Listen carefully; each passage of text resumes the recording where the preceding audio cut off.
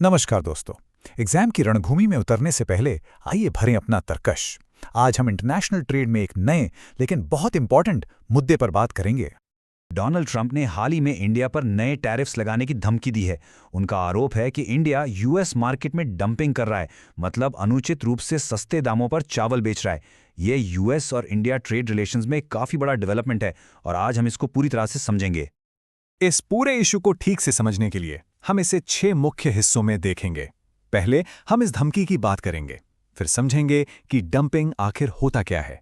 उसके बाद हम देखेंगे कि इंडियन चावल इतना सस्ता क्यों है, अमेरिका का इस पर क्या नजरिया है, वॉशिंगटन के पास क्या पॉलिसी ऑप्शंस हैं, और आखिर में इंडिया के पास इस सिचुएशन से निपटने के लिए क्या रणनीतिक विकल्प हैं।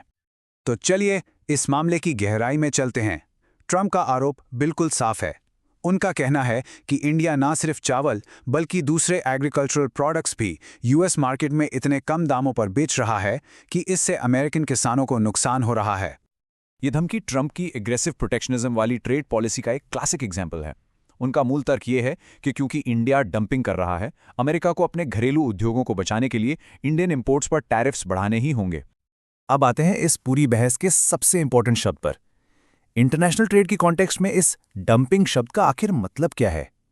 एग्जाम के पर्सपेक्टिव से ये कॉन्सेप्ट बहुत जरूरी है। देखिए, वर्ल्ड ट्रेड ऑर्गेनाइजेशन यानी डब्ल्यूटीओ के नियमों के अनुसार डंपिंग तब होती है जब कोई देश किसी प्रोडक्ट को उसकी कीमत पर एक्सपोर्ट करता है जो उसके अपने घरेलू मार्केट की कीमत से कम हो, या फिर उस प्रोडक्ट की उत्पादन लागत यानी कॉस्ट ऑफ प्रोडक्शन से भी कम हो। इसको ऐसे समझिए जैसे कोई कंपनी अपना सामान विदेश में बनाने के खर्च से भी सस्ते में बेच रही हो ताकि वहां के लोकल कॉम्पिटिटर्स को मार्केट से बाहर कर सके। ट्रंप इंडिया पर चावल के मामले में ठीक यही आरोप लगा रहे हैं। तो ट्रंप को ऐसा क्यों लगता है कि इंडिया इतना सस्ता चावल बेच सकता है? इसका जवाब इंडिया के आर्थिक ढांचे और सरकारी नीतियों में छिपा है। इंडिया में उत्पादन लागत कम होने के कई कारण हैं और यहीं से असली विवाद शुरू होता है।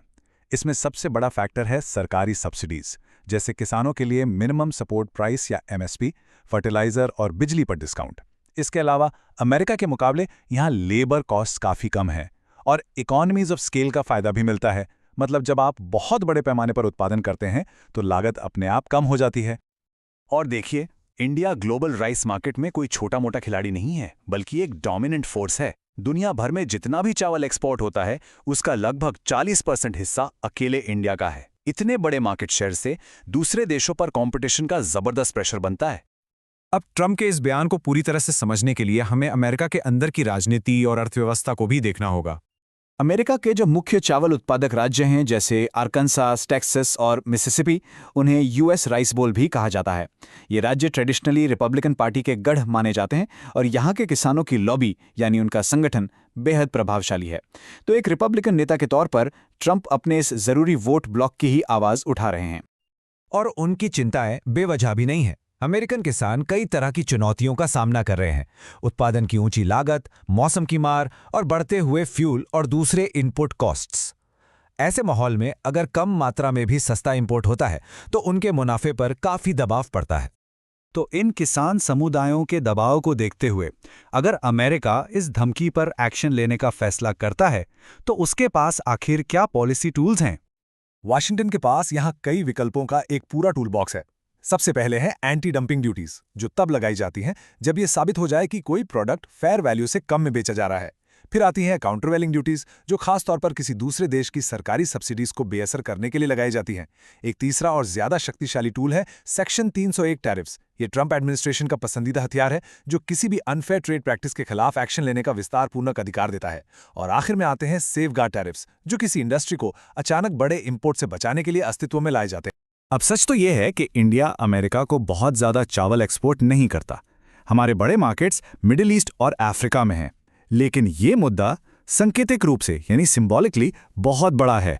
अगर चावल पर टैरिफ लगता है तो इससे इंडिया की दूसरी सब्सिडीज की भी जांच शुरू हो सकती है, जिससे एक रिपल इफेक्ट पैदा हो सकता है और इसका असर कई दूसरे प्रोडक्ट्स पर भी पड़ सकता है।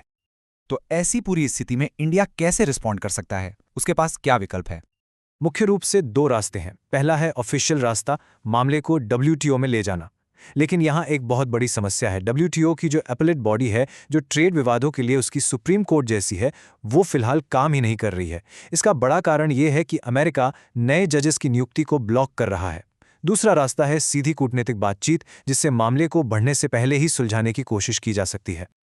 इन तत्कालिक विकल्पों के अलावा इंडिया के पास कुछ लॉन्ग टर्म स्ट्रैटेजीज भी हैं जिन पर वो काम कर सकता है, जैसे अपने एक्सपोर्ट मार्केट्स को डाइवर्सिफाई करना ताकि अमेरिका पर निर्भरता कम हो, अपने घरेलू सब्सिडी प्रोग्राम्स को रीस्ट्रक्चर करना ताकि वो WTO के नियमों के अनुकूल हों, और वॉशिंगटन के साथ लंबे समय से रुके हुए ट्रेड डील को पूरा करने के लिए बातचीत तेज करना। और ये हमें आखिरी और सबसे महत्वपूर्ण सवाल पर लाता है। ये विवाद सिर्फ चावल से कहीं बढ़कर है। इस तरह के ट्रेड तनाव आने वाले समय में अमेरिका और इंडिया के बीच की व्यापक रणनीतिक साझेदारी यानी स्ट्रेटेजिक पार्टनरशिप को कैसे आकार देंगे। आगे बढ़ते हुए यही देखने वाली सबसे जरूरी बात होगी